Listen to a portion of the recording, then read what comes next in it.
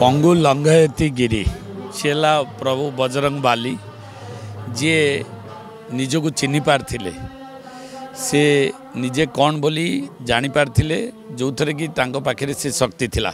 प्रभु रामचंद्रंकर से परम भक्त थिले एवं से भक्ति भाव तांको बहुत ऊपर को नहीं थिला जो थे से 7 समुद्र पार कर जाइथिले।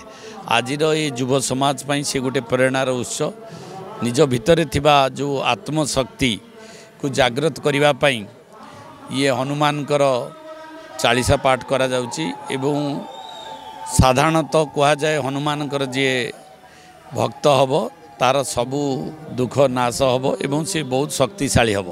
से दृष्टिकोण युवक माने ये जो जिम माने जिम रे हनुमान को पूजा करता है एवं से पूजा विश्वास रे तार जो अंतर आत्मार शक्ति जागृत होता है। नहीं निहाती भाव में प्रथम हनुमान देले बजरंग बाली देले तापर आशीर्वाद कले खोर्धा जनता भितर जो भावना जो विचारधारा जो चेतना चिंताधारा जो विश्वास मो परे प्रकट कले एवं से प्रकट पछरे से जय बजरंग बाली से प्रभु जय श्री राम को आशीर्वाद रही। फोन और सांगसाथी आपण पिलाटीर पाठपढ़ा और कैरियर को प्रभावित करुछि कि आपण से विवृत कि तेबे आज ही आसतु आपण चाहूथिबा मन लगी संपूर्ण आवासिक स्कूल